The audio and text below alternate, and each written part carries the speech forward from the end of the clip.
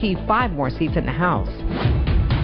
Friday marks the 20th anniversary of Hurricane Katrina. Katrina remains one of the most devastating natural disasters in U.S. history. And the president and CEO of Essence Festival has officially resigned from her position. She joined Essence Ventures in June of 2020. Get BIN News now on demand 24/7 on the iHeartRadio app. Good morning, wake up. The Good Morning Show. Good morning. On WBOK.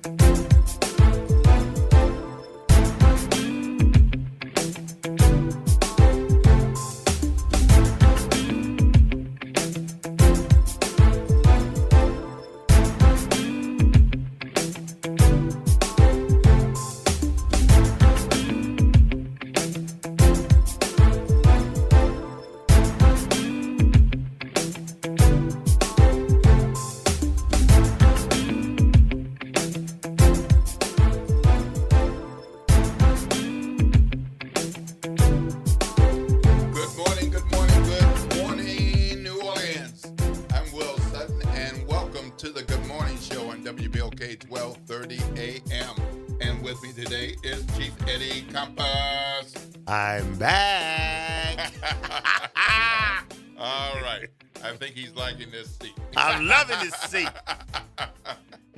All right. Well, good morning to each and every one of you. I pray that you had a very good night. And if you're listening to you, good for you. The Lord has blessed you with another day. And so, as I like to tell my family, let's get up and let's see what we can do with it. Because every day is a blessing that we are able to wake up and go about doing our work and our living. So we've got quite a show today. And as always, I want to make sure that we remind you that we got an important election coming up. So you regular listeners should know the date by now. So what date am I about to say? Yep, that's right. October 11th. October 11th. That's what I'm going to say. October 11th is the open primary for municipal elections in Orleans Parish. There are other elections around, but for us right here, this is the most important one. And early voting starts on September 27th and will end on October 4th.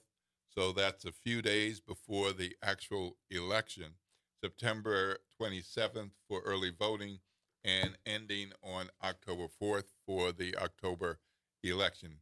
If you're registered to vote, please make sure you check it out and make sure you are registered to vote.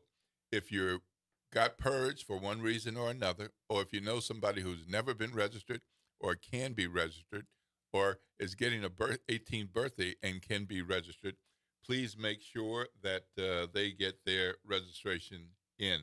You can do in-person and mail registration by September 10th, and you can do the online registration by September 20th.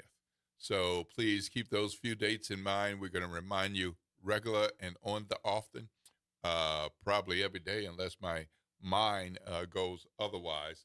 But want to make sure that you are aware of that so that we can do our part with making things happen and bringing about the government and the services that we want and that we deserve. I know we're talking about this every day, Chief, but it's so important. It's like one of the most important things you can do as a citizen. We live in a democracy, not an oligarchy, not a dictatorship, but a democracy. And the way you get heard is by voting.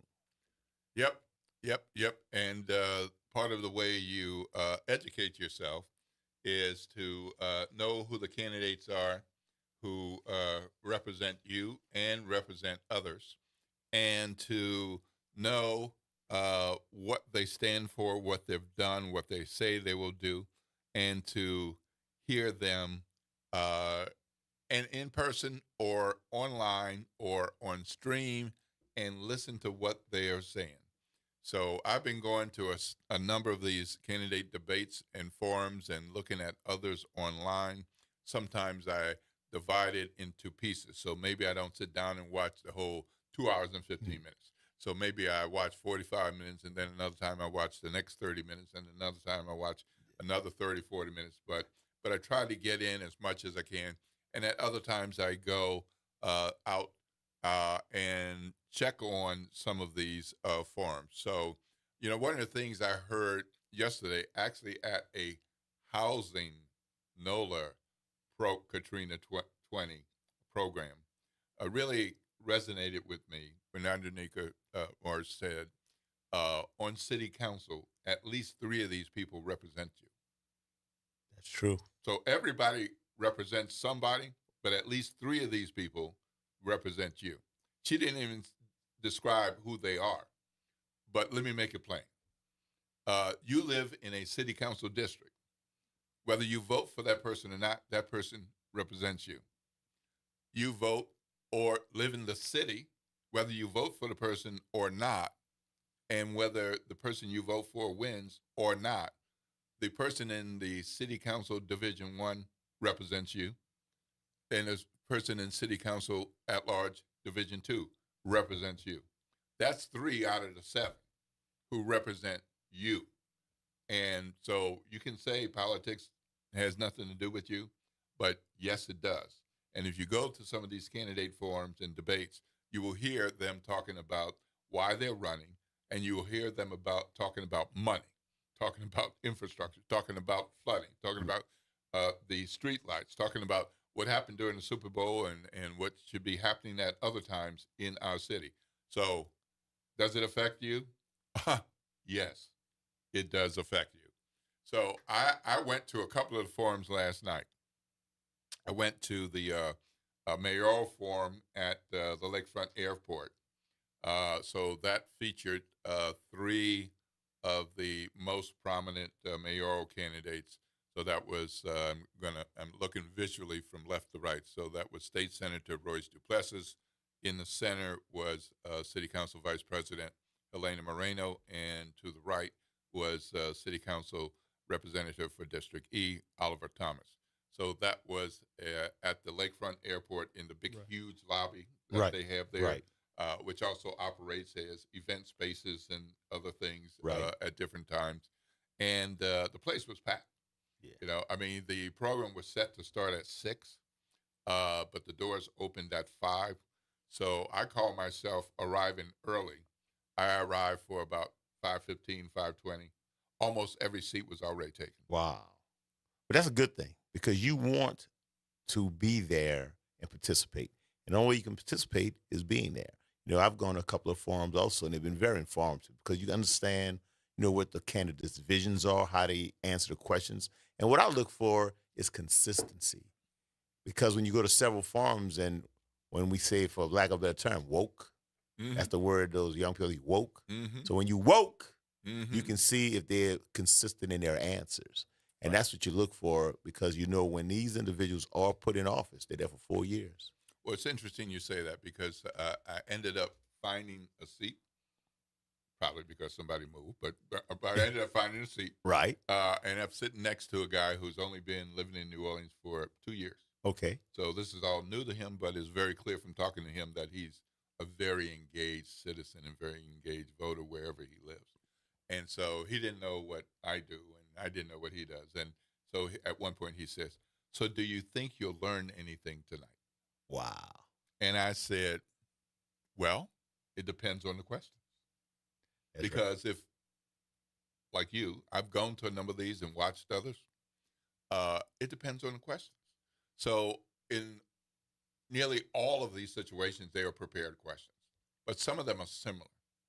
And so it's interesting to hear a similarly worded question for the 3rd, 4th, 5th time, and to see how the candidates answer it and how similar it is across each debate or forum, or based on a response from a previous one, you can tell that they changed it. Tweaked it a little bit. Tweaked it a little bit, and that might be in response to something that one of you in the audience something you said If- or something another candidate said.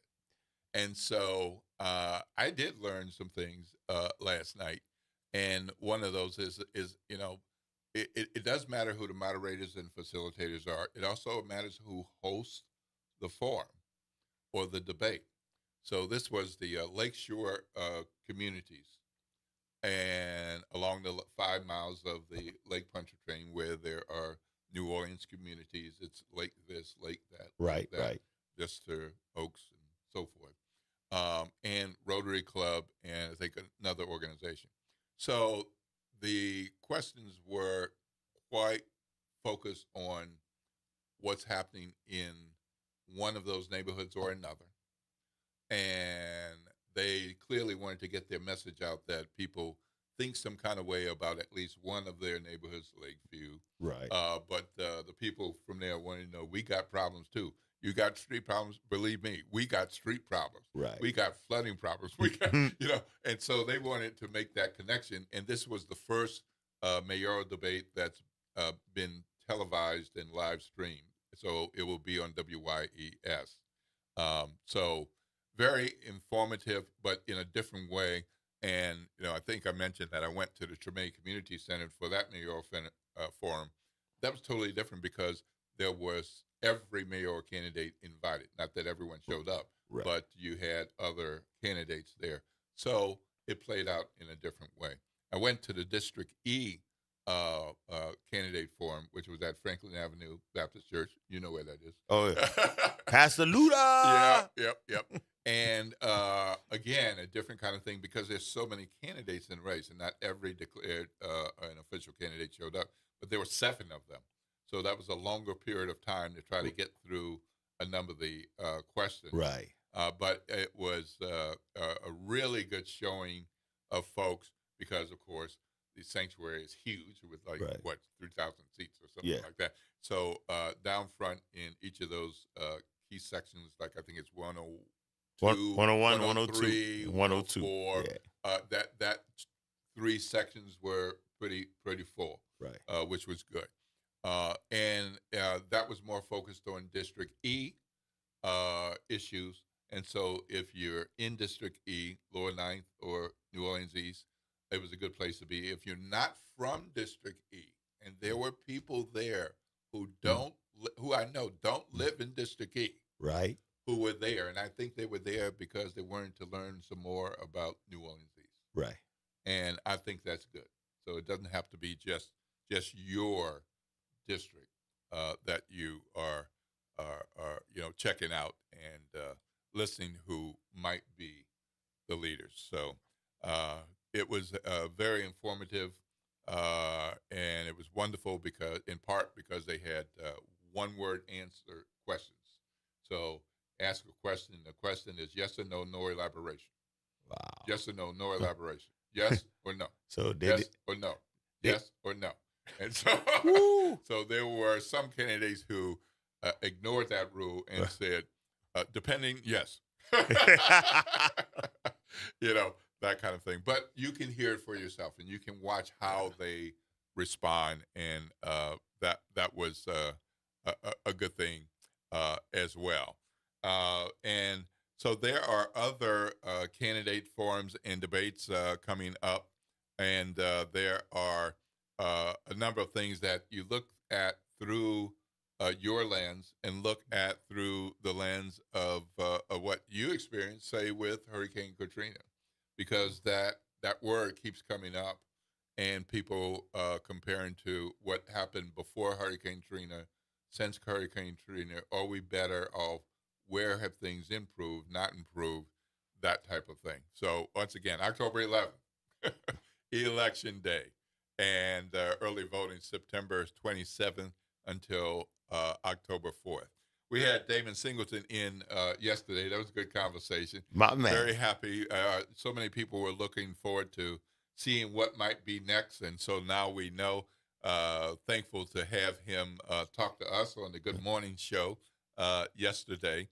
And today, Wake Up NOLA launched, and Damon did his thing. So if you go online, you can check out what Damon is doing after 18 years at WDSU and being the favorite weatherman for so many people.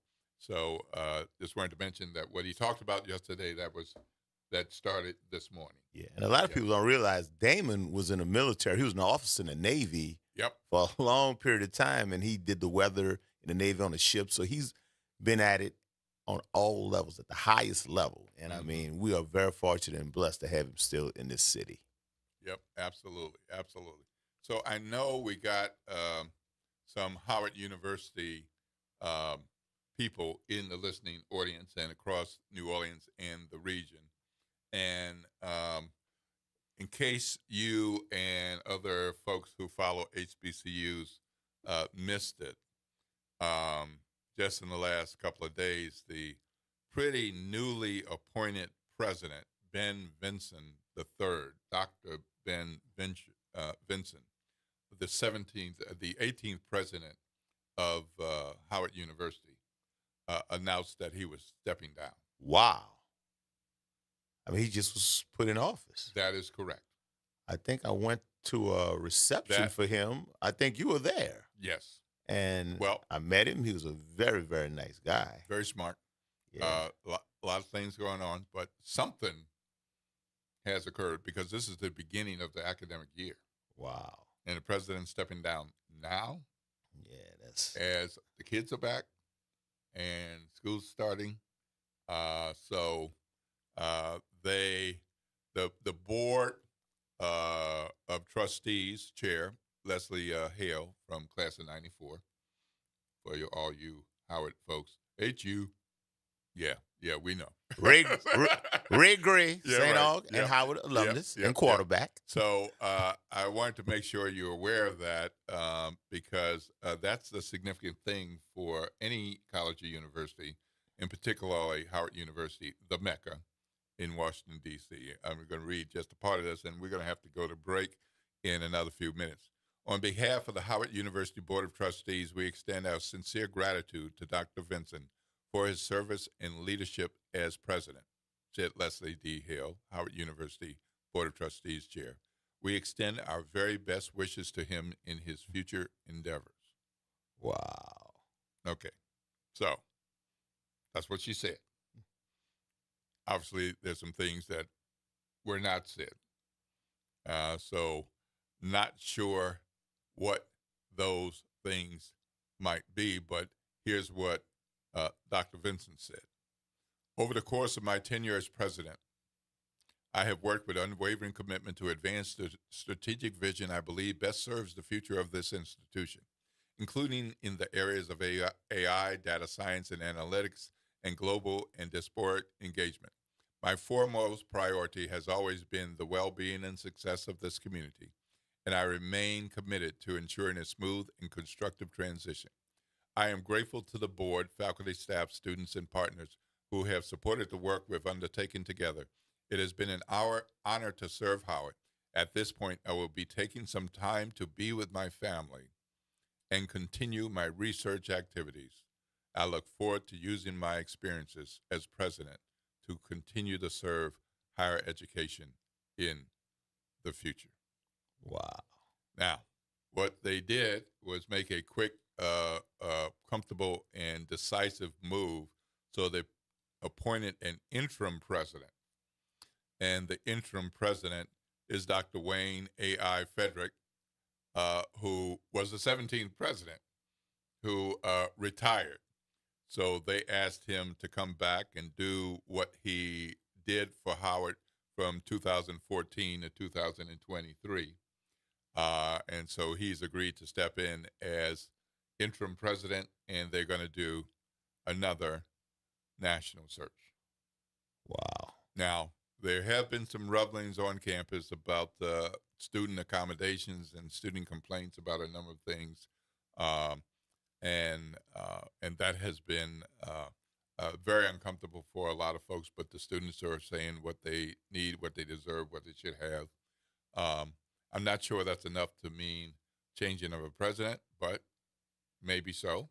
The chair does address that in a recorded video, but doesn't cite it as a reason, says that we hear you. that kind of thing. And of course, we see what's going on in Washington, D.C. Right. with the federal government and police in particular, and the president saying he's previously said he wants the federal government to take over Washington, D.C.'s governance. So right now it's police focused. Well, Howard University is the only HBCU that is predominantly federally funded.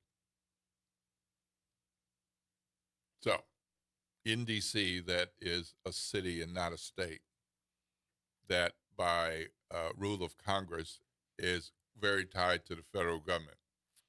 So I don't know why Dr. Vinson left. I don't know if there are campus concerns or if there are other concerns. But stay tuned. All of you who are educators, all of you who are HBCU folks, all of you who are HU grads, alums, and have kids and grandkids there. So stay tuned to that. After the break, we're going to be talking with Laura Paul and Meg Gonzalez, administrative and field coordinator of lower9.org. So this is a great time to hear from them as we approach the 20th anniversary of Hurricane Katrina. And we're going to talk with them about a nationwide launch of what they're bringing some focus to the Lower 9 in New Orleans. You're listening to WBOK 1230 AM. The talk line is 504-582-9422. 504-582-9422. If you got some Lower 9 questions, comments, you definitely want to go ahead and get on the talk line. So we'll have you queued up.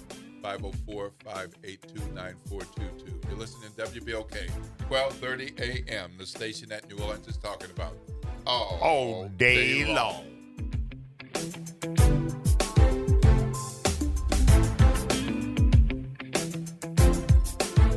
Good Tuesday morning. I'm Daryl Forges with WDSU News, and here's your headlines. A homicide investigation continues in Jefferson Parish after a toddler was found dead in an apartment building. It happened at a complex on Manhattan Boulevard in Harvey. Deputies received a call yesterday from a mom saying her child was dead. JPSO says the child was unresponsive when they arrived, and the mother had self-inflicted cuts on her body. A woman confronted her partner after she tested positive for a sexually transmitted disease, and then police say that partner shot her. New Orleans police say it happened Saturday night along Iberville Street. Investigators say the woman learned she tested positive for an STD and went to confront her companion about it. Police say the suspect became upset and shot the woman inside a vehicle. We're working to learn the condition of the victim and any charges the suspect may face.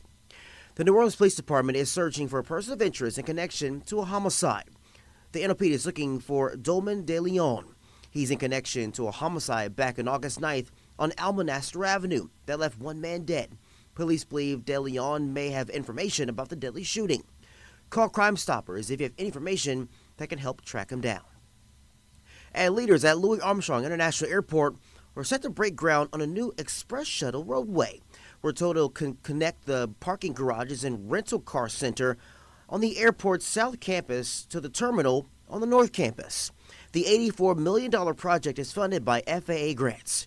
Leaders say it'll decrease traffic on public roads and shorten wait times for passengers using shuttle services. I'm Daryl Forges, and that's your headlines for WBOK. Have a great day. This is the Bloomberg Black Business Beat.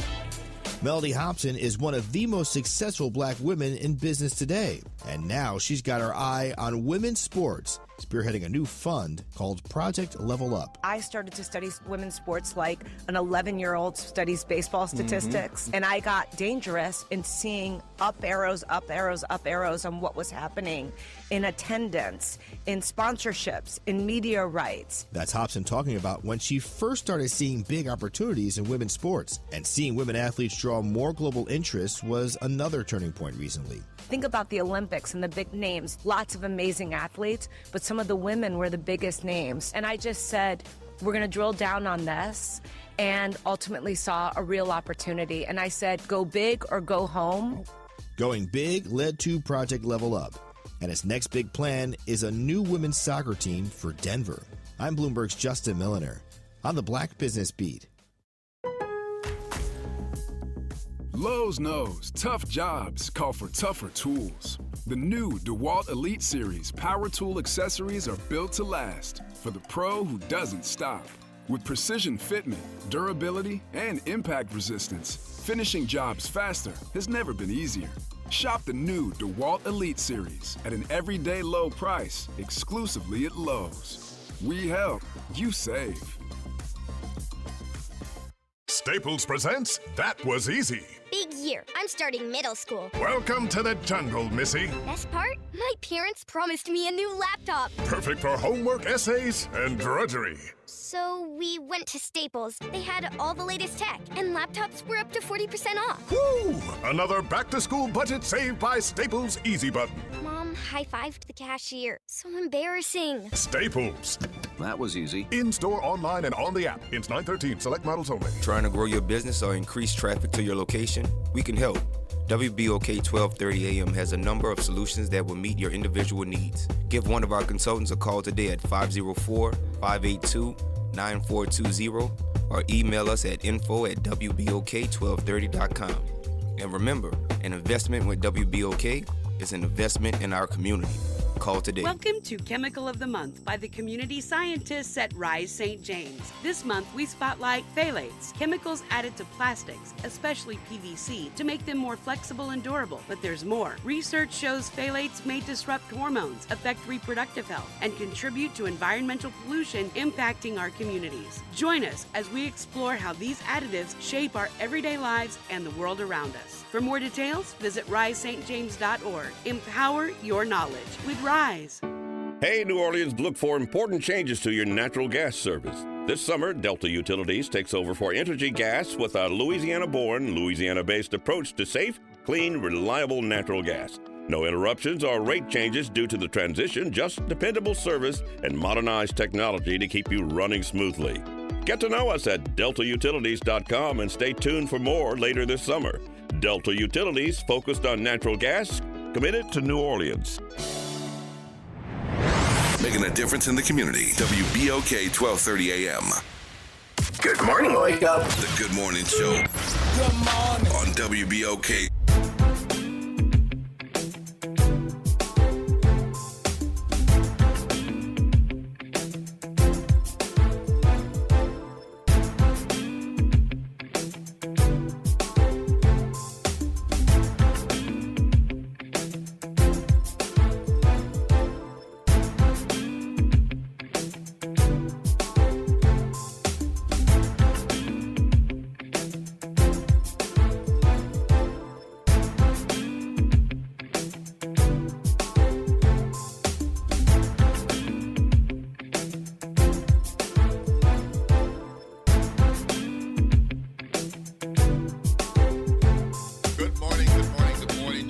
Welcome back to the Good Morning Show on WBOK 1230 AM. I'm Will Sutton. I'm sitting here again with Chief Eddie Campos. Glad to be here. Glad to be here. All right. He's got his St. All cap on.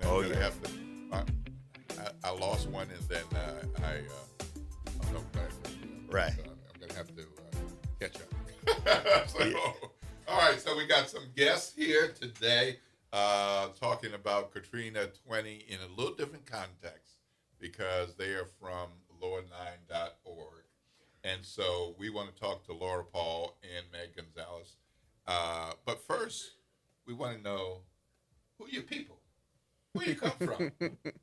Where were you before here? How long you been here? Right. Give us just help our listeners get to know you. We've met, but you have. Yeah, but let them know who you are. My name is Laura Paul. I am lower9.org's executive director. And before that, well, all that means is if you stay in one place long enough, you get to run the show. All right. But prior to arriving here, and I didn't get here, and we were just discussing this, I didn't get to New Orleans until January of 2006. I'm not a Louisianan. I'm not even an American. I'm actually from Montreal, Quebec. I'm Canadian, yeah. I like that I got a bell for that. And I came down to volunteer for a couple of days and wound up living and working on 4 different disaster relief sites with an organization that was a kind of a first response organization called Emergency Communities. So if you remember the geodesic dome that was set up in Judge Perez, that was us. Right. And then we went down and ran a site down in Buras, Louisiana, which is, of course, the first place where Katrina actually made landfall in the state. And the 4th of those sites was in the lower 9th Ward. And it became clear to us that there was going to be a sustained long-term recovery. We didn't realize quite how long. Right. So we've been doing that work ever since. And Meg can tell you her story. Yeah, good morning. I'm Meg. I've been volunteering with Lower 9 since March of this year. And yeah, just helping rebuild and administrative tasks. And I moved to New Orleans in 2019, so I have not been here as long as any of you. From where? From where? Where you come from? From Maryland. So y'all flew here. We grew here. Southern Maryland, by the Chesapeake Bay. Okay, give me a little bit more. What town? Calvert County. Okay, I've been to Calvert County. Yeah. Yeah, I was on a board at University of Maryland for a long time. Oh, very nice. Yeah. That's close to Baltimore? Different thing. It's like an hour away from Baltimore. Yeah. Yeah. Oh, it's still kind of far. Yeah. Yeah, close. So, was that your time before New Orleans, or were you in 2 or 3 other places before Maryland? Maryland was where I spent the majority of my time. I spent some years in Pennsylvania, but New Orleans was my biggest move out of state so far. And then before lower9.org, I also lived in Mexico City for school and visiting family. So I have a Cool. All right, so let's talk about Lower 9. So you've been doing work for a while. We have been at it for a minute, yeah. Yeah, and clearly like a magnet, kind of drawing people like Meg to the work. Yeah. But let our listeners Not know. enough Megs, but yeah. Well, you got I know, Meg. it's just amazing. So tell our listeners, bring them up to speed on Lower 9 work generally, and then let's talk about this new effort that you got. So we have, to date, we've been focused on residential construction. It became clear to us that in a neighborhood where 100% of residential structures were rendered uninhabitable, maybe that should be, focused. Right. So we use skilled, what we call crew leaders, and then we give them unskilled folks. I'm gesturing to Meg, but she's learned a lot since she's been with us. But we give them, teams of volunteers, and to date, the organization has fully built 98 homes, and we've done repair and renovation work on over 400 more properties across the neighborhood. Only the Lower 9th Ward, only legacy residents. So that's pre-Katrina residents of the Lower 9th Ward that we work for exclusively. During COVID, we started a food security program because we were shuttered for about 9 months, not being able to get any volunteers or not being able to, safely do the work. So we started a food distribution during COVID, and then that's morphed into a brick and mortar food pantry, which we run in partnership with Second Harvest. And so that's kind of a new program for us, but mostly it's about home rebuilding. I remember that. I remember that food program. I do remember that food program. Yeah, we ran it out of the Dollar Tree parking lot without their permission. But I'm more of a forgiveness than permission girl, so. Well, I don't think that we're going to get up our nose about it during COVID. I will say, even when the Dollar Tree was open, there was plenty of space to park. Right? Yeah. I mean, and people did it. Yeah, I'll say that. All right, so tell us about your big anniversary in the 50 States campaign. Meg? Sure. So during the 10th anniversary of Katrina, lower9.org ran the 50 States campaign, in which they had prior volunteers from every state in the U.S. Pledged to raise $1,000 to donate to lower9.org to keep the organization going and building new homes and keep repairs going and volunteers fed. So yeah, we've relaunched that campaign for the 20th anniversary. We have reps in almost every state, and yeah, we're on a good roll so far. Do you have anything to add, Laura? No, it's going great. We're pleased about it. It's a great way of just getting word out about the organization and the opportunities to volunteer and the opportunities to support the work. Well, how many volunteers do you guys have altogether? Depends on the day. So tomorrow, well, let me see. Today we're a real skeleton crew. It's Meg and I and Darren and Brett, and then Carter is coming in today. Our numbers are low right now. You're looking at maybe us putting 10 people on the ground, on any given day. But then we often work with groups, and I think Tulane University is coming with a pretty big group early September. I think we're looking at 100 folks. So we'll put 100 people to work for a day. And then what we're more used to and what we prefer are longer-term people like Meg. People who can stay with us. We've got a headquarters that we built right on Jordan Avenue, right opposite where the levee breach was. Yep. And we have volunteer housing there, pretty comfortable volunteer housing. And that's where our food pantry is. So it's kind of our headquarters. Right. Yeah, right? I don't know that you knew that. I did know that. You did know that? Okay. Yeah. Right. Yeah. Yep. And most of our people also, our staff almost exclusively live and work there and have background in volunteering. So everybody on staff started as a volunteer. I think that's important. I think it's important that you have that volunteer experience. I volunteered for, I think, 14 months by the time all was said and done. How are you guys funded? Mostly individual contributions. So campaigns like the 50 States campaign that we're running now, we're just leaning hard and heavy on folks that we have relationships with, that have worked with us in the past, that know the organization and know what we do. Grants here and there. We write some grants and get some funding through the Greater New Orleans Foundation and some of the folks that they work with. Now, have you been affected at all by the federal cutbacks, or that's not really? Doesn't affect us at all. We never took any federal money. Okay. Wow. Never took any state money. Oliver Thomas supported us last year and the year before, so that's the only government money we've ever received. Right. Okay. That's city council, right? So very, very local, very district-y, very, very local. No, we've never received any other government money at all. So the federal, there are repercussions to federal programs and cuts to things like SNAP benefits that will have an effect, sadly, on our clients and on our food security work. The rebuild stuff, we've been doing it for so long, and we've been doing it for a shoestring budget. Volunteer labor comes in at around $600,000 a year in value, but that's 4 times our annual budget. I mean, we're really operating on a shoestring. When you don't spend a lot of money, or you don't need a lot of money to operate, you don't have to raise a lot, as it turns out. Yeah. Not that we would say no to a bunch of money. Absolutely. Right. Absolutely. So looking at the 50 States campaign work, are you making connections with people who were like you in 2006, who saw what happened and felt an urge, a need to get involved and get on the ground and come for 2 days or 3 days, and they return to their other lives, but because of that experience, they have a connection to New Orleans? Are you able to stay in touch with some of them? Because I'll put it this way: as a native, I hate what happened. Yeah. But I am so glad that so many people showed us the love that we needed at that time. Mm-hmm. And it doesn't bother me that some came and stayed. Right.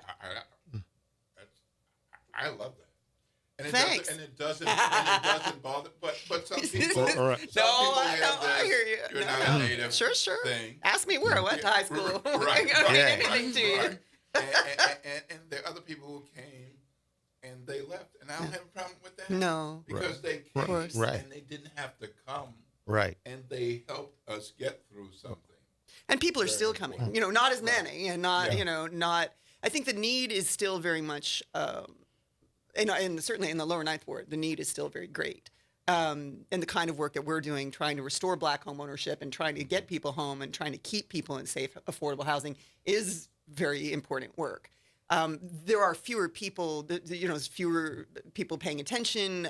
It's hard to convince people that the recovery has been this long and that it's still ongoing. Yeah. I wouldn't have believed it in 2006 if you had told me I was still going to be here 20 years later doing the work. So, or coming up on 20 years anyway. Yeah.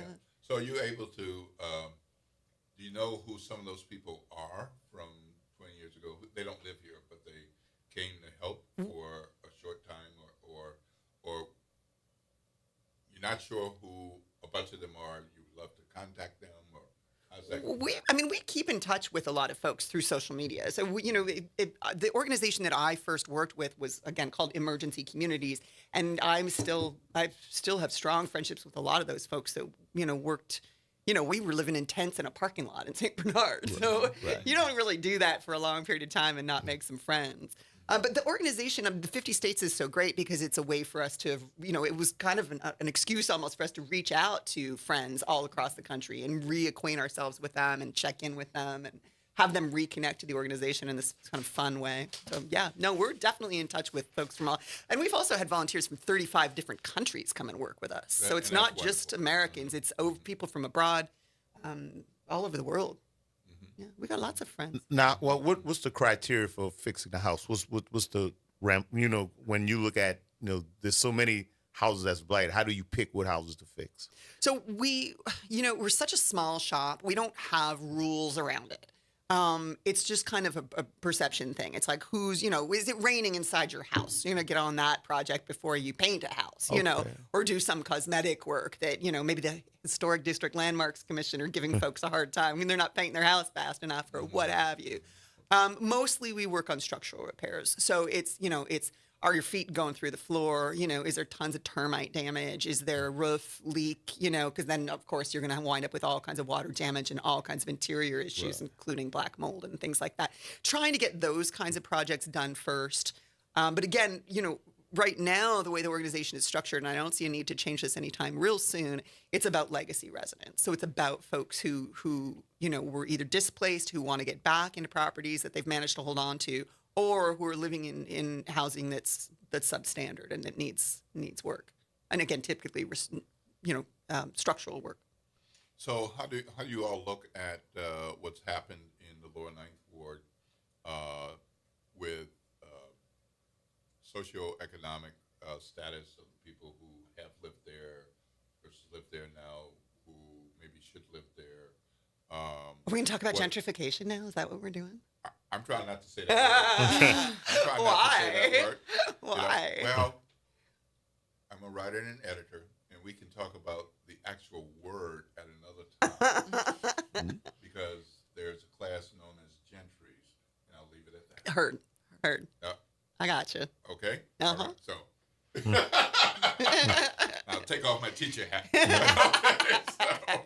Okay. So with your work, with the size of your organization, you're helping people with some problems and some situations, and it's not all whole house building. And for those who missed it, I want to make sure they heard what you said, legacy residents. Correct. Okay. So if you're looking at legacy residents, then, and you've been in the Lower Nine, I shouldn't say I suspect that some of these are heir issues with who actually lawfully owns a property or even land and so forth. Then there are others where a situation gets worse because, we don't have the money right now, and right now becomes a year and 2 years and 3 years, so the problem gets worse. And the problem, and so all of this is not like building a house, but fixing things to make a place more livable. Yeah. So can you kind of tie some of that together? I think you did a fairly good job of tying it all together right there. That's the thing. Proving clear title post Katrina was a real problem all over. And it was interesting to watch what happened in Puerto Rico after Maria, because FEMA actually said that they were going to, and I don't know that they did it really effectively, but accept affidavits as proof of homeownership rather than forcing people to find paperwork that had flooded away or never existed in the first place. Right. We don't get too marred down in all of the issues around that. If your family owns the property and there's 37 cousins fighting over it, all we're doing is going in and fixing it for whoever's living in it, whatever family members, there right now. And we don't get a lot of grief from anybody about it because all we're doing is improving the property value. Right. You know what I mean? So y'all can fight over the house later. we're just going to go in and make sure it's not raining, on Auntie's head while, she's living in there. So you don't get involved in the bureaucratic quagmire. You know what? I got to tell you something. I am not that girl, and as a result, the organization is not really structured in a way that would, you're talking about government money, for example, and we just don't have the administrative lift, and I don't have a ton of patience for bureaucracy. So, so I like to think of myself as the Russell Honore of nonprofit organizations. Shout out to Russell. All right. But so we don't get involved in a lot of bureaucracy. And we were asking about how we make decisions about who we work for. It's whoever's in the room with us, whatever volunteers are there that day, whatever staff members are on site. We make those decisions together as a team, and then we decide who and what our priorities are, and we're pretty fluid about it. Yeah. Well, we're gonna wrap up this segment, and we have to go to break in a moment and get into the signals. Meg, why should people think about helping lower9.org and the work? Why should more people come to volunteer for an hour, 2 or 3, or a day, or a week, or months? Months, yeah. I think obviously helping out for a day is great and it makes you feel good, but you don't see a lot of the progress that can actually happen in rebuilding, and you don't gain a lot of the skill if you only come for a day and are painting the outside of a house because we need to put 100 people to work. So people should come volunteer, donate, because this organization is on the ground. And when I studied sociology in college, I went to Loyola, and, one of the things that you have to look for once you get out of school and have to make your own decisions about volunteering and where you spend your time is looking at the social impact. And a lot of housing organizations don't have the same principles as lower9.org in terms of keeping and maintaining Black homeownership in a neighborhood that was historically Black and is changing. I won't use your word. But yeah, the more time you can spend there, the greater your impact is going to be. And like Laura has mentioned, there is housing for long-term volunteers, and it's a great way to improve either administrative nonprofit skills or building and construction skills, which are always going to be good skills to have in home ownership or home repair. And the recovery is still active, so not slowing down anytime soon. No. Well, we're happy to have had you, Laura, Paul, and Meg Gonzalez from lower9.org. Thank you for coming in and updating us on the good work that you all are doing. And if people want to reach out, do they go to lower9.org? Yeah, we tried to make that easy for them to find. Yeah, that's the best way. It's the website's the website's there. Our cell phone number and my personal cell phone number are on the website. No shortage of access to us. I'm Laura at lower9.org. This is Meg at lower9.org. If you want to email us, all right, absolutely. Okay. Yep. All right. Well, thank you so much for joining us on the Good Morning Show. It's been a pleasure to have you all here live and in person. Good to see you again. Nice to see you, too. This is the Good Morning Show on WBOK 1230 AM, the station that New Orleans is talking about all day long.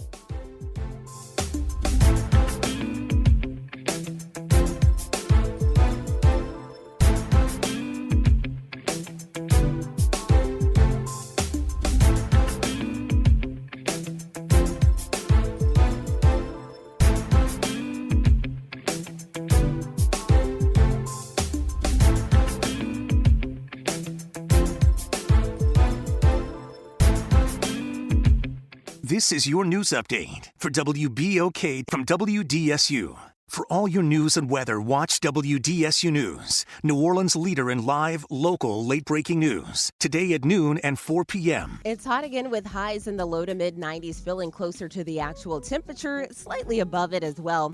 Most areas will stay dry, but a stray shower is possible, especially along the coast. A weak front brings slightly lower humidity today into Wednesday with highs near 90s and 60s and 70s in the morning. Rain chances return by the weekend. From the WDSU First Warning Weather Center, I'm Raven Richard. At New Orleans East Hospital, we believe healthcare should come with heart. Located at 5620 Reed Boulevard, we proudly serve the New Orleans community with compassion, courtesy, and a commitment to excellence. From healing to education, we want to be your trusted healthcare partner that's close to home. New Orleans East Hospital, delivering a culture of healthy care. Visit DePaul's new Algiers Health Center at 2801 General de Gaulle Drive to receive primary and preventive care for both adults and children. Services also include behavioral health, imaging, and on-site pharmacy, vision, Medicaid enrollment assistance, and more. For appointments, visit DePaulCommunityHealthCenters.org or call 504-207-3060. Welcome to Liberty Bank and Trust, where your financial journey transforms communities. Since 1972, our customized banking solutions power your dreams and fuel your community growth. Every dollar you invest with us circles back to empower more people, ensuring opportunities for generations. Join us at Liberty Bank. Together, we empower possibility. Visit libertybank.net to start banking with purpose. Liberty Bank, there's freedom here. Good morning, Wake Up. The Good Morning Show. Good morning. On WBOK.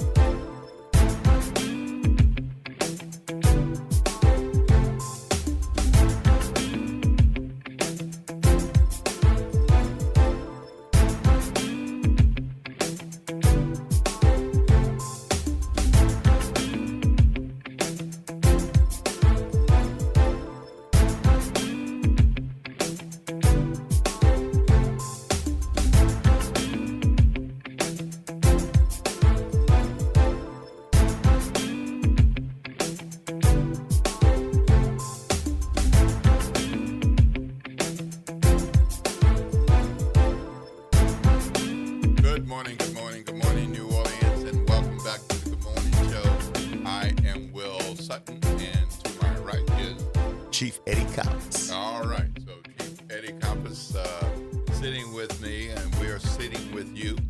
We'd love to hear from you, hear what's on your mind, what's on your heart. We just had a good conversation with Laura Paul and Meg Gonzalez from lower9.org. They are observing the 20th anniversary of Hurricane Katrina in some different ways, including the relaunch of their 50 states ambassador effort, reconnecting with people who helped during the aftermath of Hurricane Katrina and continuing to do the good housing work that they do in the Lower Nine. So if you want to be in touch with Laura Paul and Meg and others there, go to lower9.org. So those are words and not the number 9, lower9.org. So that'd be a good thing to do. Spend some time volunteering with them, getting some things done would be a wonderful opportunity for you and for them. So we're going to be talking about a couple more things at this point. And then in the 8 o'clock hour, we will be hearing from Michael Williamson, who is the CEO of the United Way of southeastern Louisiana, and talking about the day of service that's upcoming, and talking about rebuilding together. They're going to be opening a resiliency center, so we're going to hear about that. And before that, we're going to be talking to New Orleans native Clint Smith, the author of How the Word Is Passed, 2 times New York Times best-selling author, Atlantic magazine writer, and a young man who's on the move and doing bigger and better things constantly. He just wrote a piece for The Atlantic. Take a look at it before he comes on. And we're going to talk with him about the piece he wrote and the connections that he's made based on his personal experiences as we observe the 20th anniversary of Hurricane Katrina. So that'll be coming up in the 8 o'clock hour. So we've got a lot of things going on in the city and nearby. And, there are other things that are happening as well. I'd like to know what you all are thinking about the Katrina anniversary week and the Katrina anniversary day on Friday, and what you're thinking about. Are you going to ignore anything that says Katrina? Are you going to look at as many films and documentaries as you can? Are you going to try to avoid films and documentaries but go to some panels and activities and events? How are you going to be dealing with some of everything that is going on in New Orleans and actually in Mississippi and Alabama as well? So don't forget, you can take a look at Katrina20.org and see what's happening across 3 states. When you look at there, look for the Week of Action calendar. There's a button at the top of the website, so take a look at that. And don't forget about the Katrina 20, the City of New Orleans Katrina 20 programs and events that will be happening this week, and particularly this weekend. So that's at katrina20.nola.gov. katrina20.nola.gov. So there are a lot of activities happening this week, Chief. There were some earlier in the summer. They really ramped up last week and this weekend. But there's something going on every day and every night this week, and then on through the weekend. So based on the people that you've talked to, how are people looking at this week? Well, it's a mixed emotion.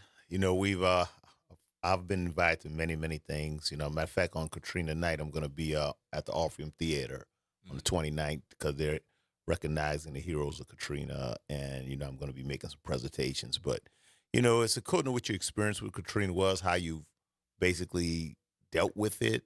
Some people, like you say, don't want to even hear the word. Like I said, Katrina's my birthday, August 29th, and this is going to be my first year celebrating my birthday after 20 years. Mm-hmm. So it takes everybody a different time to have closure, and I think to a certain extent, it took me 20 years to get to this point where I'm at peace with it. And some people, it takes a little longer. Some people may never be at peace.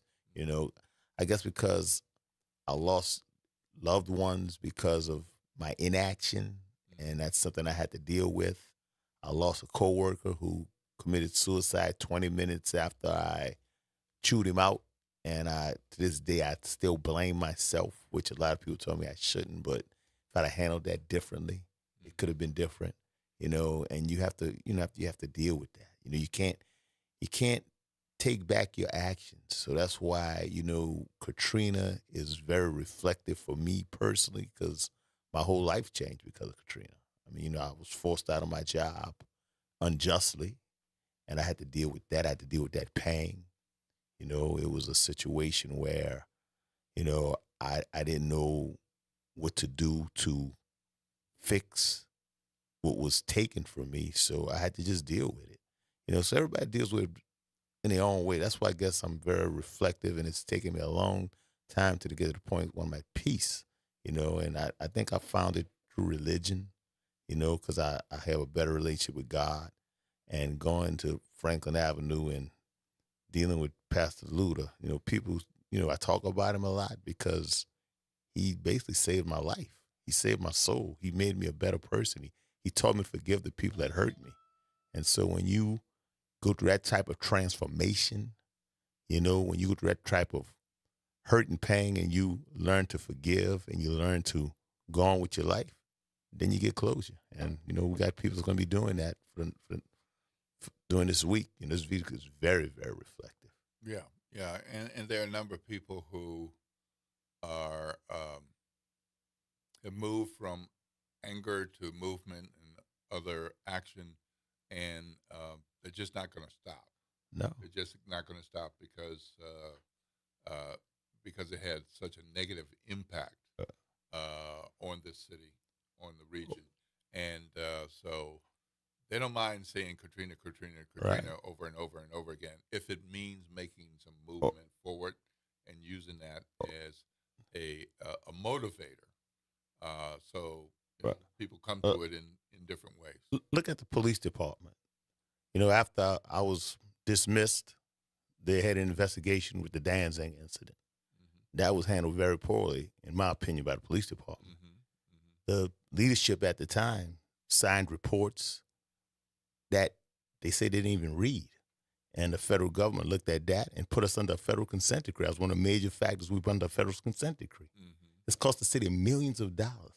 So for the last 20 years, we have been under a federal consent decree because of actions that was taken after Katrina. And the city will never recoup that money that they've had to spend. The reputation of the police department will never be the same.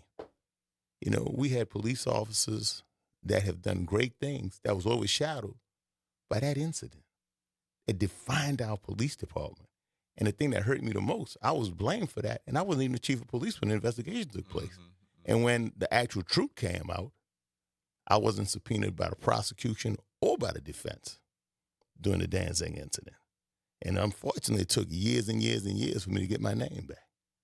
And that's the type of things that I went through. And there were many other police officers that went through similar things. And they got fired unjustly. They got their jobs back through civil service. But you don't forget those type of things.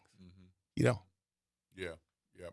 Well, it's quite a week, and again, not every activity will you find on these two websites. So let me just be clear that there are so many things going on, and if there are other things that you are aware of, please let us know so we can let the listening audience know as well. So this is WBOK, 1230 a.m. The talk line is 504-582-9422, 504-582-9422. We've wrapped up our first hour and moving into the second hour of the Good Morning Show. And we'll be hearing from Michael Williamson, CEO of United Way, Southeast Louisiana, a little later in this hour. But right now, we've got Clint Smith on the line. Clint Smith, native of New Orleans and schooled in public schools in New Orleans. A man who is a husband, a father, a son, a brother, a nephew of mine. And Atlantic magazine writer, award-winning and two-time New York Times best-selling author, Clint Smith. Welcome to the Good Morning Show on WBOK. It's so good to be here. Good to see you. Good to talk to you. All right, good to hear your voice again, man. Sitting here with me is Chief Eddie Campos, who was police chief at the time that Hurricane Katrina struck, and so many things happened going into that day and then subsequently after. And I'm glad that you're able to join us because you wrote a very compelling piece for the Atlantic about your personal experiences and looking at these things 20 years later through the lens of someone who was a child, but an older child, a teenager at that time, and you've had a chance to watch things change or not change through these years. Talk to our listeners about how you came up with this particular approach for the Atlantic, for those who might be familiar with your work, Of course, you've covered any variety of different things in the Atlantic, and you've always done well-researched, thoroughly interviewed folks and crafted stories that are compelling to read. But this was a different one, it seems to me. Can you talk to us about how you came to decide to write about this at all? And was that a comfortable decision, and why this approach?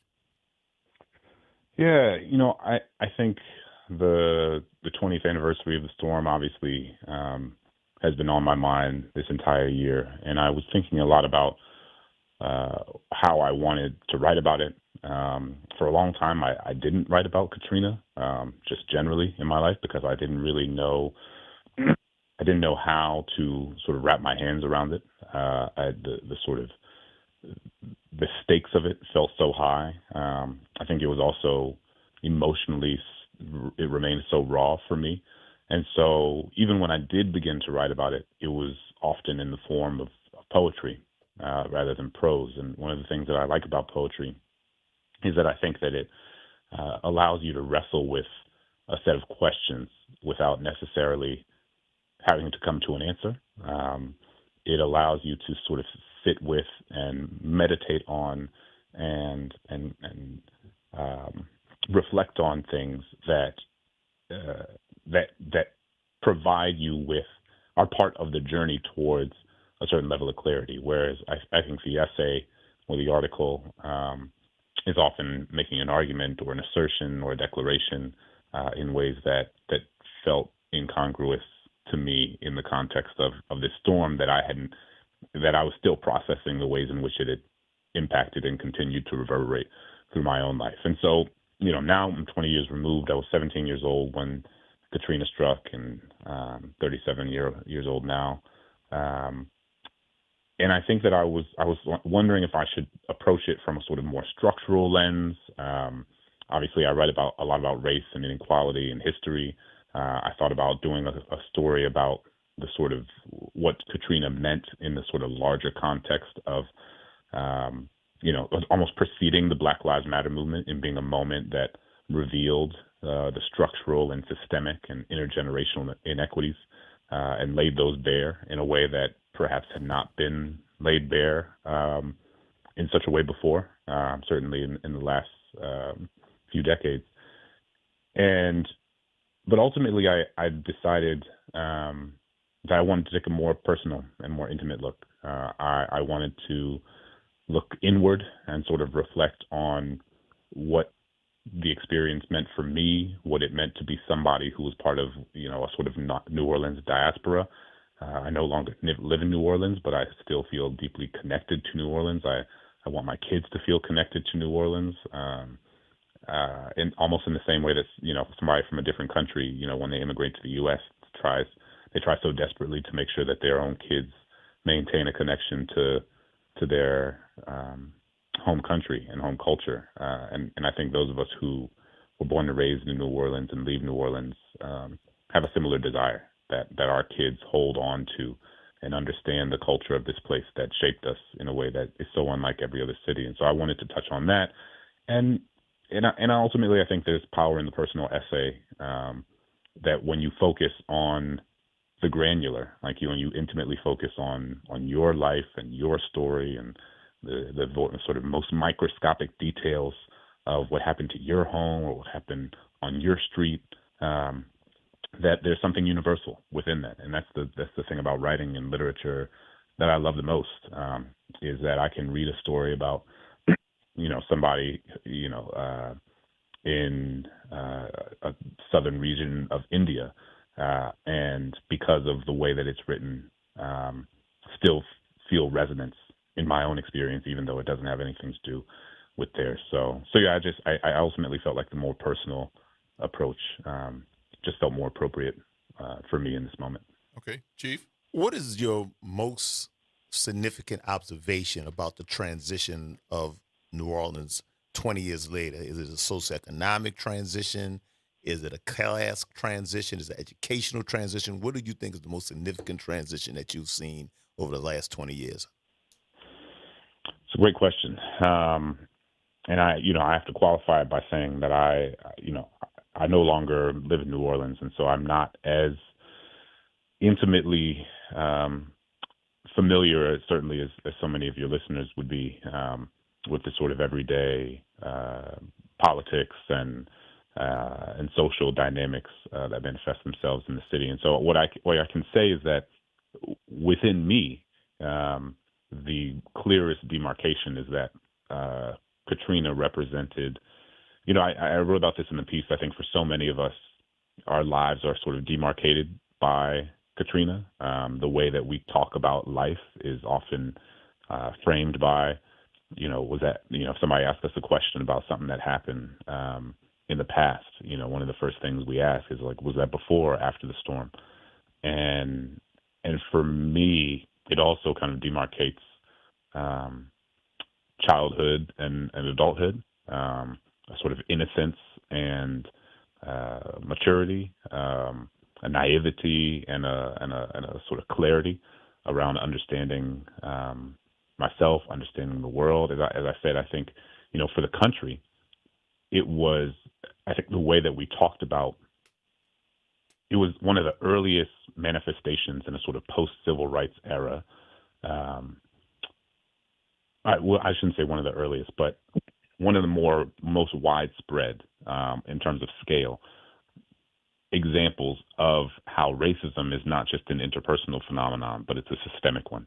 It's a structural one. It's an intergenerational one, right? And the fact that, this week and last week, I've been rewatching a lot of these Katrina documentaries. I rewatched When the Levees Break, what Spike Lee did a few years after the storm, and it's just I've been struck by revisiting those images, and just how clear it is that it was poor and working class Black folks who were left in a position that it is almost impossible to imagine people of different class and racial backgrounds would find themselves in. And so I think that even when that was a period of time, we didn't necessarily have the sort of sociological language or the full historical context. We were not in a moment, in a way that we were maybe sort of post 2014 after the murder of Mike Brown, and certainly after George Floyd in 2020, when we were having a national conversation, a national reorientation around how we understood race and inequality in this country. But even though we didn't have the language, I think the images and the videos of folks walking through the water, of bodies floating in the water, of people on their roofs begging for help as helicopters flew by. I mean, those are sort of stained in our national consciousness in many ways. And then on the New Orleans level, I was a high school teacher, and I consider myself still, even though I'm a writer and journalist full time now, that education is where my heart is. I still teach and work in prisons and jails, and so I do think a lot about the educational landscape, and it's, to be sure, the educational landscape of New Orleans has changed dramatically. There is a very clear difference in terms of what the infrastructure of education looks like in New Orleans before and after the storm. And many people have written about it. Many people have lived and experienced it in terms of where they send their kids to school and what the charter movement has meant for education in New Orleans. And we don't have enough time, to sort of litigate that at the moment, but it is clear that is one of the most, and from my vantage point, perhaps the most profound difference in terms of how the experience of living and growing up in New Orleans is different, because a massive experiment has been done on children in New Orleans in ways that many people would, in which there are a range of opinions in terms of the sort of efficacy of whether or not those experiments were effective. Well, one thing that I look at from an educational standpoint, when our kids were uprooted because of Katrina, they lived a very nomadic life. They went from school to school to school. And I talked to some people because I worked in the public school system after I was dismissed from the police department. I was the chief of security for the Recovery School District. I did almost 10 years. And when the kids came back to come into the system, they were traumatized. They were traumatized. We're trying to talk about academics, and these kids had seen things that children should not have experienced or seen at that age. We had like 9 and 10-year-olds who actually regressed academically because they had forgotten a lot of the basic mathematical skills, English skills. They were just trying to survive with their parents, and they were very confused. And I think God put me in that position in the school system because I had many opportunities for different jobs, but I looked at that one as the one where I could make the most difference. And one thing that we did, we had a lot of young people that were very angry. And so what we did, we hired ex-offenders and put them in the school as behavior interventionists. And this young brother, Amir Barak, who's incredible, he spearheaded that program with me. And we took like 150 kids that was at risk, that had been constantly getting in trouble in school. And we basically put people from the prison system who had been rehabilitated to actually mentor those kids. And those kids turned around tremendously. The success was exponential.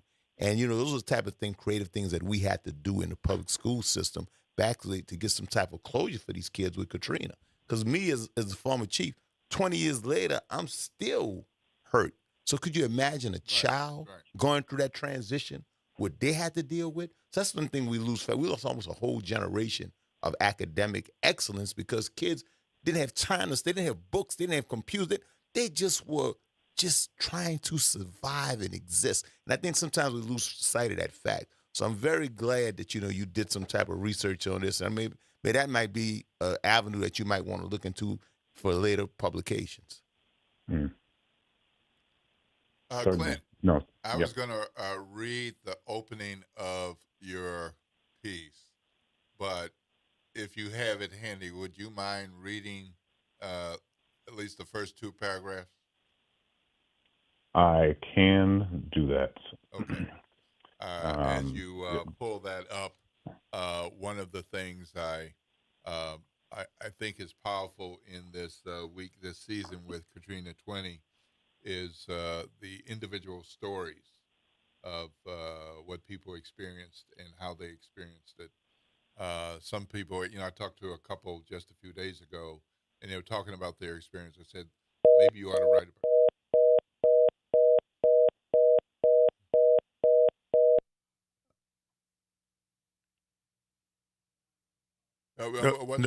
What's happening? I was talking. Yeah, I was. Okay. Good morning. Did we lose him? Okay. All right. We lost Clint Smith, so we'll see if we can get him back.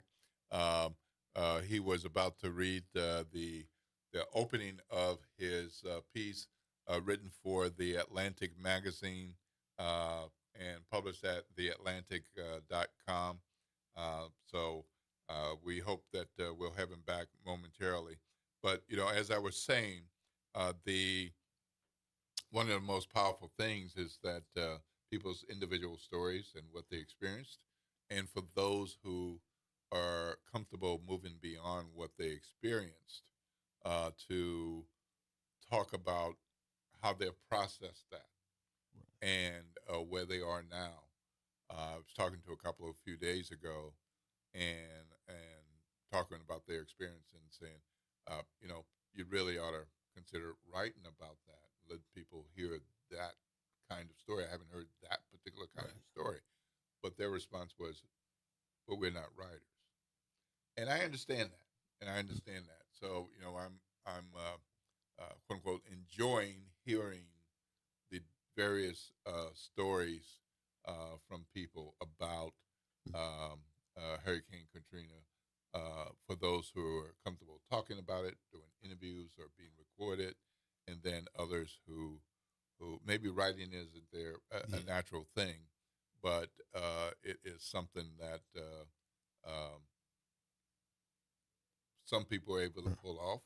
And then, of course, somebody as talented as Clint can do it in an entirely different way. We got Clint back on the phone. I'm here. All right. Thank you. So rather than me continue to talk, I'm going to hand it over to you so people can hear your voice and the opening of your piece in the Atlantic. And you want me to read the first 2 paragraphs? Yes. Now, if you want to read just a little bit more, but I just wanted to give people a sense of what I read and how I felt reading it. Certainly. The scene before me appeared and disappeared and reappeared again with every breath I took. The hot air from my lungs fogging the gas mask that fit snugly over my face. My mother, father, and little sister stood in front of me wearing hazmat suits. It was October 2005, and we'd been among the first in Gentilly, our New Orleans neighborhood, to receive permission to return to our home after Katrina. I was nervous. Gentilly had sat beneath up to 8 feet of water for weeks. I didn't know what I would see, and I didn't know how I would feel. Our neighborhoods had never been this quiet before.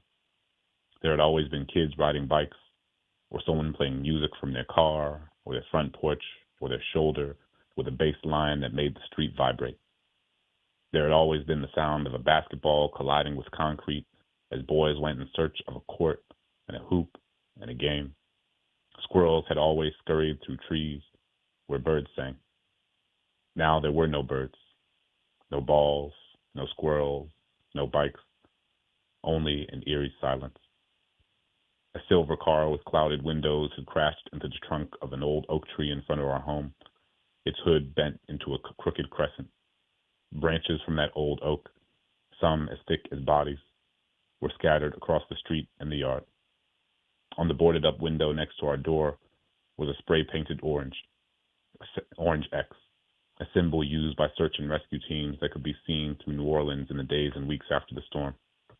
Each quadrant of the X had a different number. The top quadrant showed the time and date the house had been searched. The left one identified which team had conducted the search. The right indicated any hazards found inside.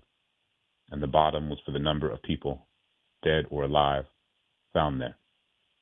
Our bottom quadrant read 0.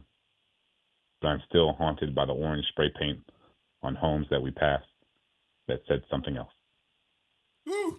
Man, you brought me back there. Young man, you are extremely sagacious and perspicacious. I can't believe how much I appreciated what you just wrote. I feel you. I felt that. I appreciate it very much. Jesus Christ. Chief Eddie was on the streets and in the water, and as others did what they needed to do to save their lives, this man was out there running to the places where people needed help, and literally in the water and on the streets and on the highways and all.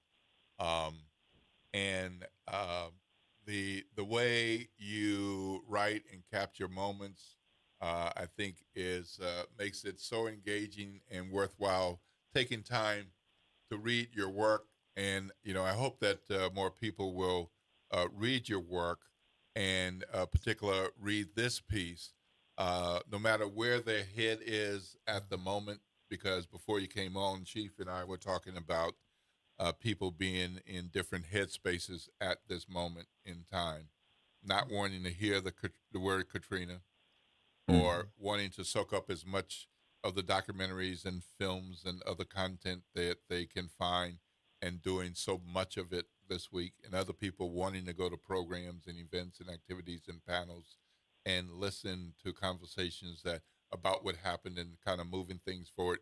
And I think reading your piece would be a good place for somebody who wants to come into it on their own terms, reading about one man's experience, but an experience that resonates with, I believe, so many people, which is one of the reasons I wanted to have you on the show, because I thought Chief Eddie would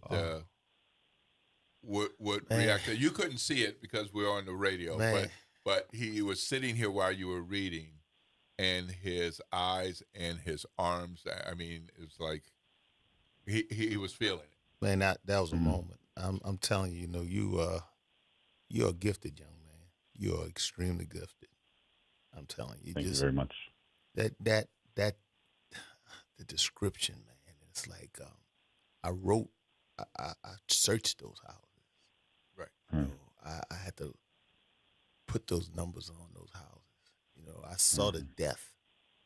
And it's when you live that and you think about it, sometimes you block it out, but your descriptive analysis through that little dialogue you just read, it kind of brought me back there.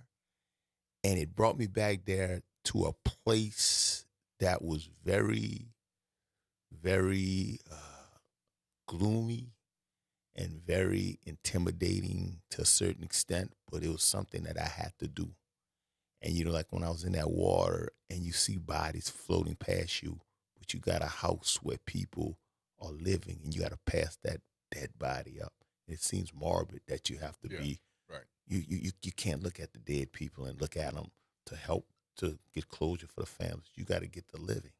Yeah. And you have to make decisions like that on a daily basis. Then there comes a point where you become callous of the debt because you can't think about it. Right. Your mission is to save lives. Right. And like I said, when my aunt and uncle died, I didn't mourn. I didn't grieve. I couldn't. I didn't have the luxury. Mm-hmm. And when Paul Accardo killed himself 20 minutes after I screamed and hollered and cursed him, it hurt me so bad that this man killed himself, and I felt responsible. And I'm going to have to live with that the rest of my life. And you put it away, and it's like, but it always raises its ugly head, and you want that moment back. Yeah. And that moment you just gave me was a moment that put me back in that water. But it's something you deal with. And I thank you for that, Clint, because, sometimes you just got to do that type of thing to get that closure. But thank you. All right, Clint, we're going to let you go. I know you got a number of other things to do, and we're going to have to move to break and all. Can you summarize where your head is at right now and give our listeners something to think about as we go through this week, hit the anniversary on Friday, and go through a week that's packed with Katrina activities and events on through the weekend. You're not here, but I'm sure you're aware of how important this moment is for the city of New Orleans. What's your thoughts? Yeah, I do think it. Thank you, Eddie, so much for sharing that. You were on the ground in a way that so few were, and I cannot imagine. I can't imagine what continues to sit within you and reverberate within you. So I appreciate you being so vulnerable with us. I think this week, in my other life, so to speak, in my other writing context, I write a lot about slavery. I wrote a book about slavery and memory called How the Word is Passed. There's a young reader's edition coming out next month, and so I think a lot about how people experience and hold on to and encounter hard histories. And in the context of slavery, it's a sort of larger historical arc that people are encountering. And certainly for Black folks, this is, for a whole nother episode, there are folks who go to, for example, to the Whitney. And it's an incredibly powerful and affirming experience to be in the land, on the land of one's ancestors, to be in a place that reminds us, even amid the inhumanity of the institution, to be in a place that reminds folks of the humanity of the people who were subjected to that inhumanity. But also, there are people who don't go because it's too much, and they are mindful of how the toll that it would take on their soul, on their spirit. And everybody's different.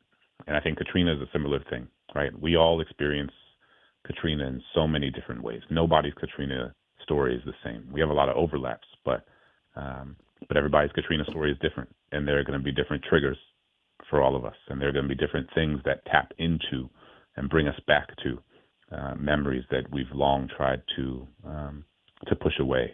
And I think that what I would say to people is listen to your body, listen to your spirit, be generous with yourself, extend yourself grace, I do think it's important to not look away. I think there is so much power and so much importance in remembering and encountering those memories head on. But it doesn't mean you have to watch every documentary.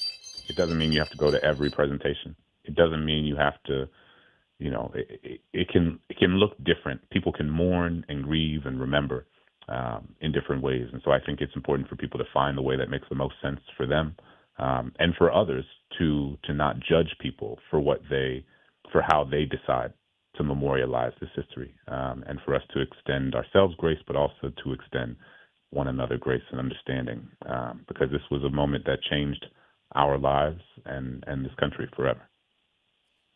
Well, thank you so much for joining us, Clint. I know you've got a lot of things going on, and not the least of which, I know we had you on to talk about your piece that you wrote for The Atlantic. People can see that at theatlantic.com, and they can also follow you on social media platforms. What's the one place that you would suggest that people want to keep up with you? Where might they find you? You can find me on Instagram at Clint Smith III, at Clint Smith III, and also on Facebook and Blue Sky, same name. I'm same name across all social platforms, Clint Smith III, Clint Smith III. All right. And once again, you got a children's edition of How the Words Pass, and that's coming out next month. So for next those month, of you and I'll be in New Orleans on October 4th, whatever that Saturday is. It is it's the 4th. Yes. And you'll be at Baldwin and Company at 4 p.m.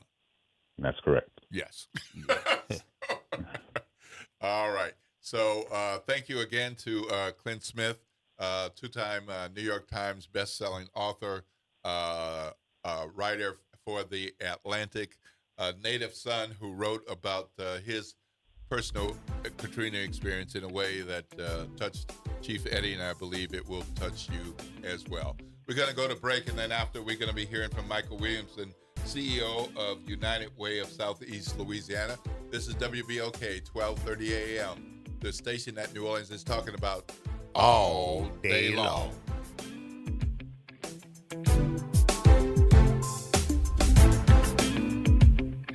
WBOK New Orleans, home of the Good Morning Show, 7 to 9 a.m. weekdays. This news report is brought to you by New Schools for New Orleans. This year marks 20 years since Hurricane Katrina changed our city and our schools forever. New Schools for New Orleans is sharing After the Storm, a special series reflecting on the past 2 decades of change and progress in public education. Through videos, personal stories, and a powerful interactive timeline and data dashboard, we explore how our schools recovered, transformed, grew, and what that progress means for our students today. Discover the videos, data, resources, and stories behind the 20 years of change at newschoolsforneworleans.org/Katrina20.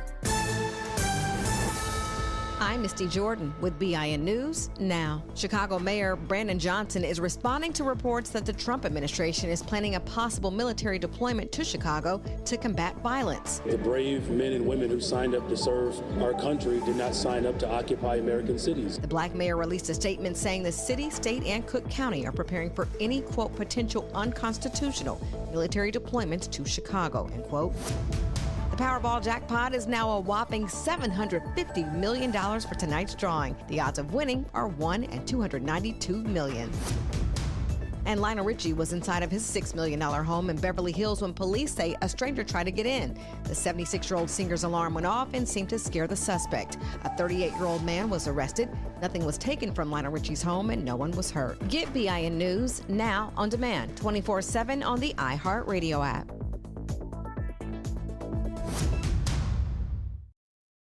Good Tuesday morning. I'm Daryl Forges with WDSU News, and here's your headlines. A homicide investigation continues in Jefferson Parish after a toddler was found dead in an apartment building. It happened at a complex on Manhattan Boulevard in Harvey. Deputies received a call yesterday from a mom saying her child was dead. JPSO says the child was unresponsive when they arrived, and the mother had self-inflicted cuts on her body. A woman confronted her partner after she tested positive for a sexually transmitted disease, and then police say that partner shot her. New Orleans police say it happened Saturday night along Iberville Street. Investigators say the woman learned she tested positive for an STD and went to confront her companion about it. Police say the suspect became upset and shot the woman inside a vehicle. We're working to learn the condition of the victim and any charges the suspect may face. The New Orleans Police Department is searching for a person of interest in connection to a homicide. The NOPD is looking for Dolman De Leon. He's in connection to a homicide back on August 9th on Almonaster Avenue that left one man dead. Police believe De Leon may have information about the deadly shooting. Call Crime Stoppers if you have any information that can help track him down. And leaders at Louis Armstrong International Airport are set to break ground on a new express shuttle roadway. We're told it'll connect the parking garages and rental car center on the airport's south campus to the terminal on the north campus. The $84 million project is funded by FAA grants. Leaders say it'll decrease traffic on public roads and shorten wait times for passengers using shuttle services. I'm Daryl Forges, and that's your headlines for WBOK. Have a great day. Tired of the impersonal, one-size-fit-all style of banking? You deserve a bank that delivers exceptional service and personalized attention to your needs. That's the Home Bank Standard. Since 1908, Home Bank has been a trusted financial partner for businesses and families because we go the extra mile to help you reach your goals. See for yourself why Home Bank is good for business, good for life. Stop by any New Orleans area location or find out more at home24bank.com. Home Bank, member FDIC. Hey, New Orleans, look for important changes to your natural gas service. This summer, Delta Utilities takes over for Entergy Gas with a Louisiana-born, Louisiana-based approach to safe, clean, reliable natural gas. No interruptions or rate changes due to the transition, just dependable service and modernized technology to keep you running smoothly. Get to know us at deltautilities.com and stay tuned for more later this summer. Delta Utilities, focused on natural gas, committed to New Orleans. LifeCare provides valuable whole life insurance to cover final expenses such as medical bills, burial costs, and unpaid debt. A final expense insurance policy is fast, easy, affordable life insurance that's available to anyone between the ages of 50 and 80. No medical exams, no lengthy questionnaires, and no waiting period. The application process is quick and easy. You can even apply without having to undergo a medical examination. Just answer a few questions and we'll do the rest. With the average funeral cost skyrocketing to $11,000 and Social Security only paying $255, you need simple, affordable peace of mind for you and your whole family. Don't leave behind unpaid expenses that, if left unattended, will burden your family tremendously. Benefits include a guaranteed premium that will never increase, a guaranteed cash value, and a guaranteed death benefit that can never decrease. To find out how you can get final expense insurance with a guaranteed lifetime rate lock, call LifeCare at 800-571-9955. That's 800-571-9955. 800-571-9955. Making a difference in the community. WBOK 1230 AM. Good morning, Wake Up. The Good Morning Show. Good morning. On WBOK.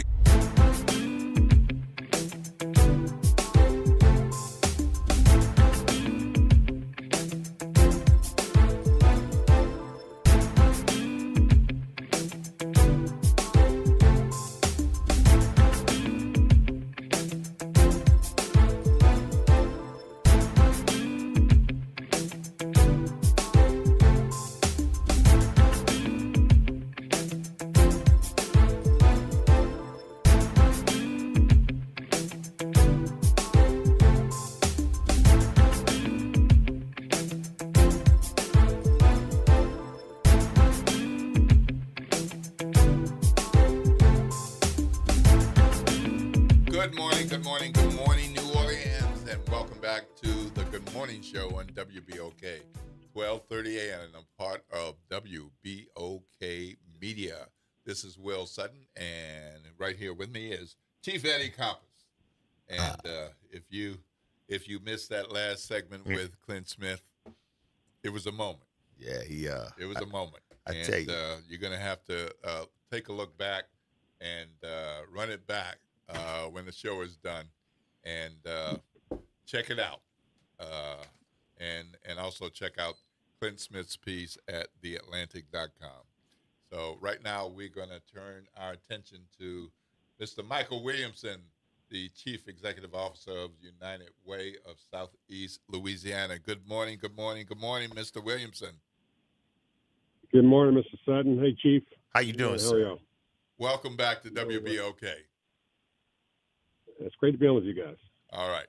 So this, of course, is the week of the anniversary of Hurricane Katrina.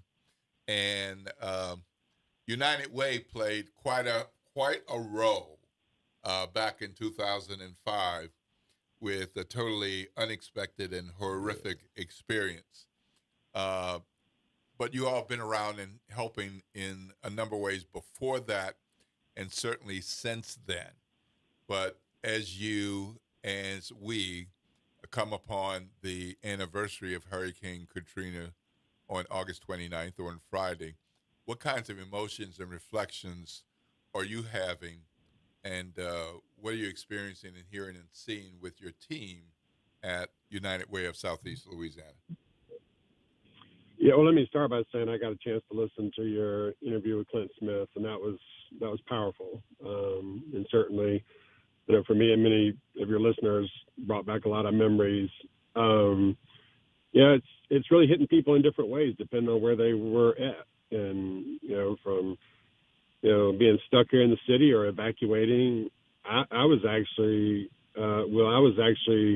working at our national office and responsible for helping support New Orleans and impacted communities after Katrina. It's had a whole different experience.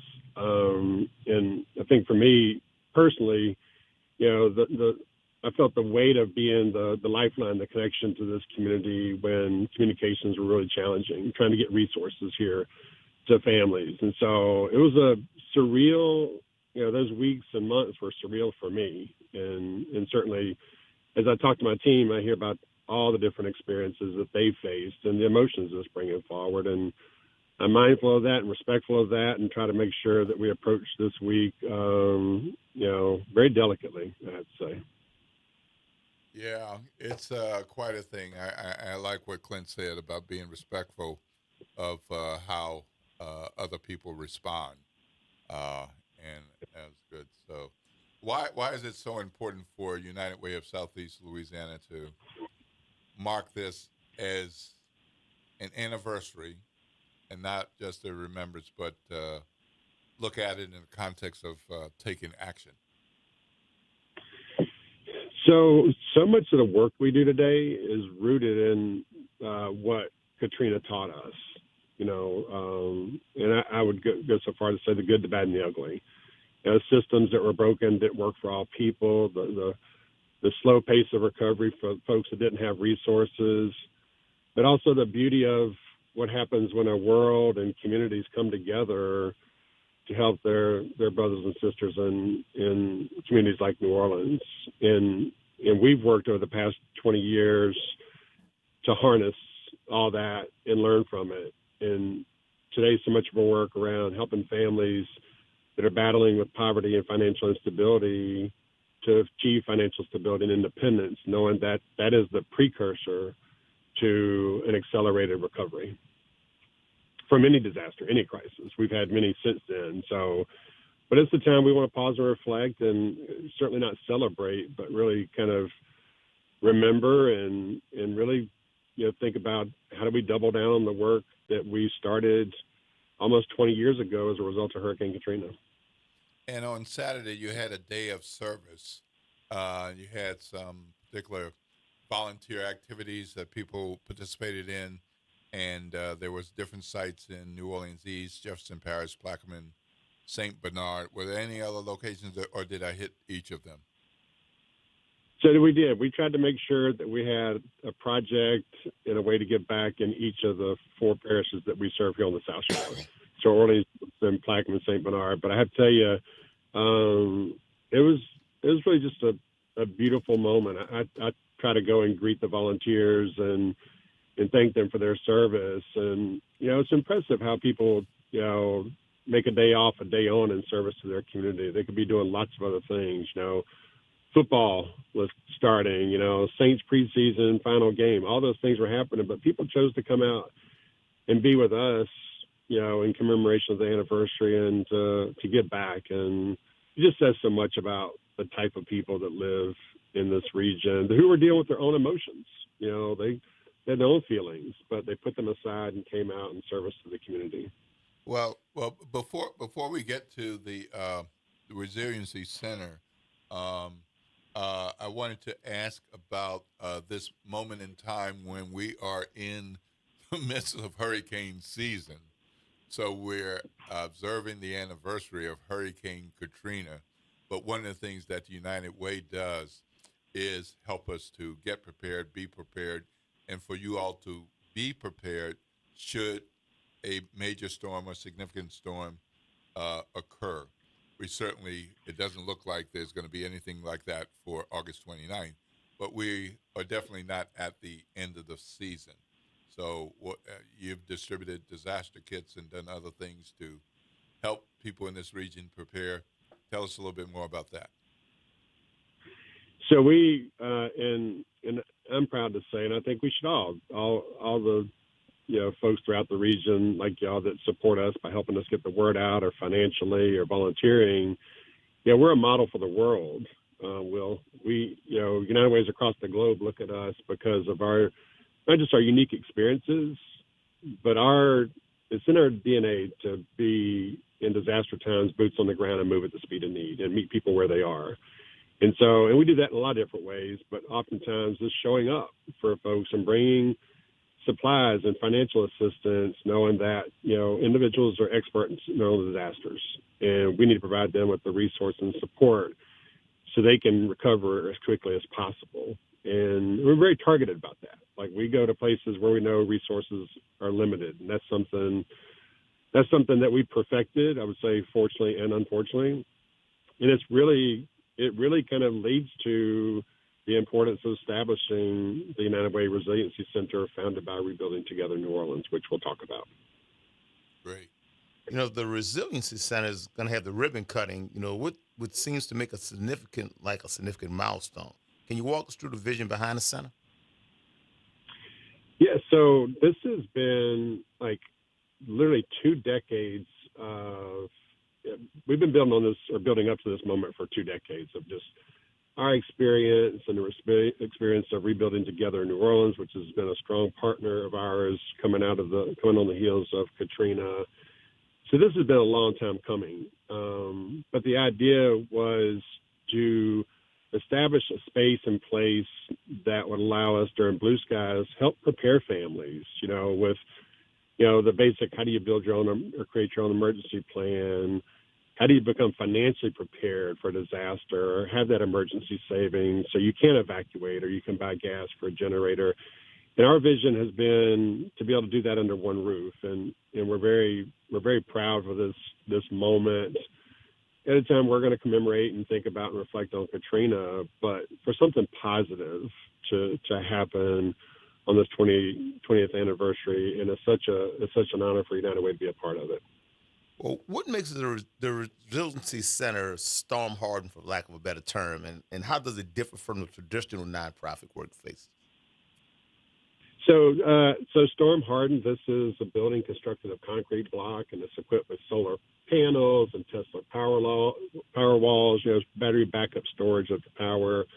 So it can operate. You lose power, you'll be able to power the facility, and you have a place for us and folks to come and charge their devices and operate as a hub for our response. And on top of that, it'll be a place where people can come for access to information and resources, but also for us to stage our relief efforts. And we'll do that with a host of partners. And so it's just built to withstand, obviously, the impacts of the storm and be up and running as soon as the wind and the rain goes away. While we're building New Orleans together and a partner in this project, what has the collaborative looked like in practice? So we've been practicing this for a while, I would say. Like, we, coming out of Katrina, the Rebuilding Together organizations like Rebuilding Together, we're boots on the ground helping families rebuild their homes. I mean, here of recent, we've been partnering to address issues like, fortified roofs, helping more families gain access to the funding and the state's program to enhance roofs and build them to fortified standards, which is important in an area where we're prone to storms, harsh winds, and rains. And so we've had lots of practice. There are other partners, our friends at Hands On New Orleans that operates the United Way Hands On Volunteer Center, where we mobilize volunteers, both in blue skies and gray skies. So this is just an opportunity to bring it all under one roof, and create better coordination, all in service to the community. The idea is to make this, accessible, easily accessible to families who need the access to the training and resources and supports that we'll offer through the Resiliency Center. Mr. Williamson, Will Sutton again, and I want to go back to that, the context of the importance of the Resiliency Center. And you've got such a big job, which doesn't include just New Orleans, but this whole wide southeastern Louisiana region. But somebody with a even bigger job is United Way's CEO, Angela Williams. And you had her here, or she's coming here? Is that right? She is. So Angela is a friend and supporter. I'll say that she was fresh on the job after Hurricane Ida struck. And within 2 weeks, we had Angela down here. It was her first official visit to a United Way community as the United Way Worldwide CEO. So she's been a friend and a supporter. So she's come down this week to participate in the ribbon cutting and visit with us as staff and meet other community leaders and just, help underscore that United Way is a global network. And imagine the power when you can bring a global network from across the world to bear on community issues, especially in times of, crisis. Yeah. So to have that level of support, and then folks like U.S. Senator Bill Cassidy and a number of local leaders, and I'm guessing even some state leaders with you, probably says a lot and means a lot to you and your team. Yeah, I really do want to shout out, our legislative delegation, Congressman Carter, Senator Cassidy, and others who have been vocally and visibly supportive of the work that we do. It's a place, politics aside, that they've come together and believe that a resiliency center in service to Southeast Louisiana is good for all Louisiana citizens. And we couldn't be more blessed to have their support, and local policymakers, our New Orleans City Council and others. They've all been tremendously supportive, and we're blessed to have it. And we feel an immense amount of responsibility to use that support as efficiently and effectively as possible to create a more resilient Southeast Louisiana. So that's happening on Friday. Is that open to the public, or are you having a private ceremony? What's happening? It is not open to the public, as you can imagine. Space will be very limited. Right. We have an hour, a brief program, the ribbon cutting, but certainly after, we encourage families throughout the region to check out the center, to call and learn more about it and the programs, and also just they can follow United Way of Southeast Louisiana on social at United Way SELA to find out the latest happenings on trainings and resources that we'll be offering through the center. Lots more information to come out, but it is a closed ceremony for space reasons. Great, understood, but still an important development for the United Way of Southeastern Louisiana, and an important development for this region, people in this region, with what you'll be able to do moving forward. We thank you so much for joining us this morning and giving us a update on United Way of Southeastern Louisiana, particularly in the context of the Hurricane Katrina anniversary. And I'm happy to hear about the Resiliency Center because as somebody who grew up in New Orleans and had to deal with a number of heavy-duty storms and then the conversations after, what can we do better? I could name a number of storms from my youth, but I'll just pick two: Hurricane Betsy and Hurricane Camille. The storms hit, and they're really hard, and they cause you to say, okay, why did this happen? Well, one of the things that would have helped back then in the 1960s would have been a resiliency center. but I'm not sure many people were talking about a resiliency center or resiliency much of anything in the late 50s and the early 60s and mid 60s and the late 60s. And I may be wrong, but I think some people were talking about it in 2005. But I think since then, after Hurricane Katrina and a number of other disasters, resiliency isn't a bad word, depending on the context in which you're using it. And to have a resiliency center, which is not for sake of saying we have it, but to help people prepare and get through things, I think speaks volumes about what we can learn from our storm experiences in this season, in this moment, in this region. Yeah, Will, that's such a great point. We often hear the frustration around the use of the word resilience. It often is a burden that's placed on families that are forced to recover on their own without the supports that they need. I also heard it said so eloquently, though, this is an opportunity for us to reclaim the narrative around resilience. And our goal is to make more households resilient on their own terms, so that, so not because they were abandoned, but because they have the tools and information and support necessary to withstand and recover with dignity. And I think this center will go a long way towards making that possible. But and we thought long and hard about, what would we call this place? And I really was drawn to this idea that if we name it a resiliency center and take control of the narrative and not consider resilience as an afterthought, but more as a planful effort to help more families become resilient by making them more financially stable and independent, which we all want, that'll ensure more families can have an accelerated recovery, because we know disasters are going to happen. That's not a question. But our ability to withstand and recover at a pace that literally can save lives is of utmost importance to us. Well, thank you so much for calling in today. Congratulations on the Resiliency Center. I know we all can't be there, but some key people who need to be there will be there. And thank you to the Worldwide United Way CEO, Angela Williams, for returning to New Orleans in this region to be a part of that.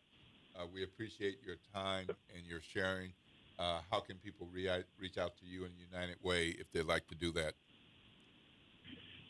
So I encourage folks just to visit UnitedWaySCLA.org, and all the information about how you connect with us and all the different work we do throughout the region is right there. And we like to say, United is the way, but we do everything in partnership with communities. So we hope to engage more families, and really appreciate your support and WBOK for helping us get the word out.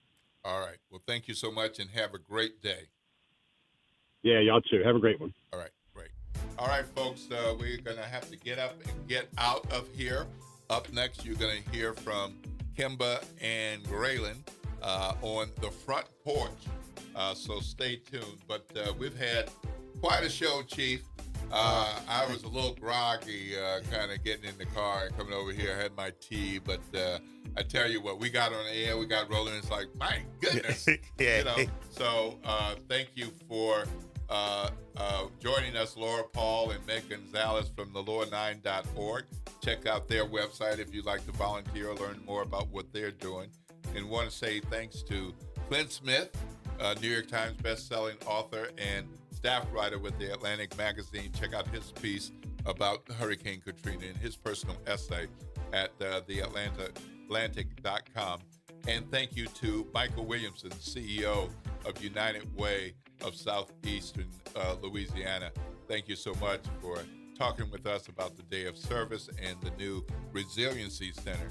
And of course, thank you all who have listened on AM radio, on the station's website, on internet, and those of you who have joined us on Facebook today, including but not limited to Sean and Kerwin, Linda, Karen, Jacqueline, Anita, and I know there's some others too.